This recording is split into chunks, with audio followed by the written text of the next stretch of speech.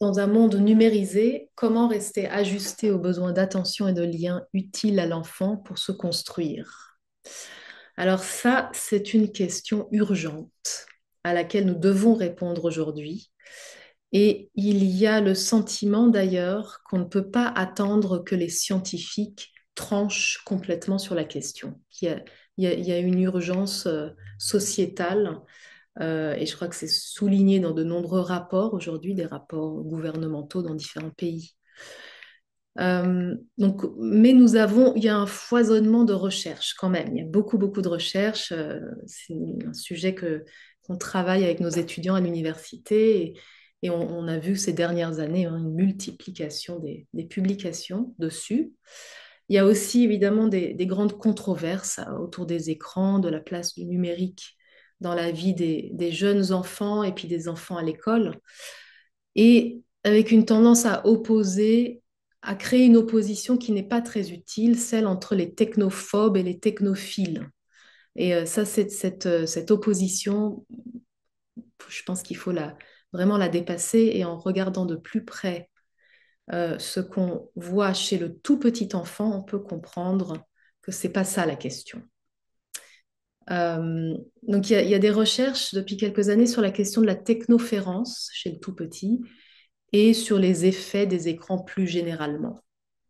Mais moi, je crois que c'est important d'abord de se demander ce que c'est qu'un écran pour un bébé. Qu'est-ce que c'est que cet objet numérique qui occupe une place importante dans la vie domestique?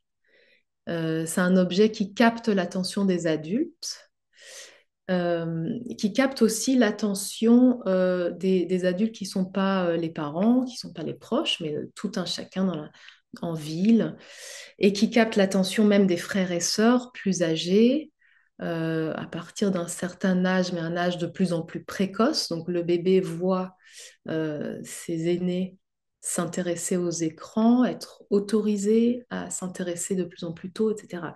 Donc ce qui fait que c'est l'objet numérique est perçu forcément par le tout petit comme un objet valorisé et comme un objet de convoitise. Donc c'est totalement logique que les bébés soient attirés par l'objet, non pas seulement parce que l'objet est attractif, hein, il est lumineux, bruyant, multisensoriel, etc. Mais c'est aussi parce que c'est un objet prisé, évidemment. Et les chercheurs ont montré depuis très longtemps maintenant que les bébés, surtout à partir de la fin de la première année, repèrent très bien tous les indices sociaux dans leur entourage, des indices assez subtils qui permettent de comprendre ce que ressentent les adultes, leurs valeurs, leurs préférences. Donc, ils ne sont pas dupes du tout. Ils s'appuient sur des indices non verbaux. Donc, si quelqu'un parle, enfin, on a fait des expériences, par exemple, en étudiant la relation d'un bébé à un objet dont un adulte a parlé positivement ou négativement. Si l'adulte parle d'un objet positivement, même un bébé qui ne parle pas encore va préférer cet objet. Donc, il repère des tas d'indices non verbaux dans le comportement de l'adulte. Donc voilà, ces objets numériques sont très tôt identifiés par les tout petits comme des objets fascinants et utiles. Donc il y a un grand paradoxe parce que tout le monde s'inquiète. Donc à la fois, on leur montre que c'est un objet merveilleux et on a tendance à les en éloigner. Et évidemment, on a raison d'éloigner les bébés de ces objets. Hein, c'est pas ça, on a intérêt à les éloigner. Ce sont des objets. Alors pourquoi? Parce que ce ne sont pas des objets comme les autres. C'est pas comme un jouet ou un objet de la vie quotidienne. Euh, c'est un objet qui est un monde. C'est un objet qui mène à un autre espace, un espace qui est numérique. Et pour le coup, qui est pas du tout pensé pour les bébés. Donc l'objet numérique ouvre sur un monde peu balisé, pas pensé pour les bébés.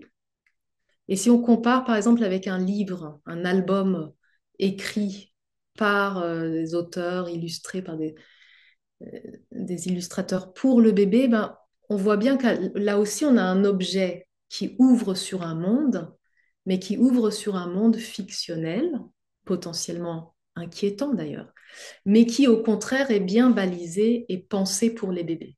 Donc on a vraiment un objet très atypique dans l'objet numérique. Et c'est peut-être ce qu'on n'a pas suffisamment pris en compte quand on décrit, quand on parle d'écran, bah, il faudrait aller un peu plus loin et savoir de quoi on parle exactement. Donc, alors que les livres soutiennent les liens, clairement, l'objet numérique a tendance à séparer et désorienter.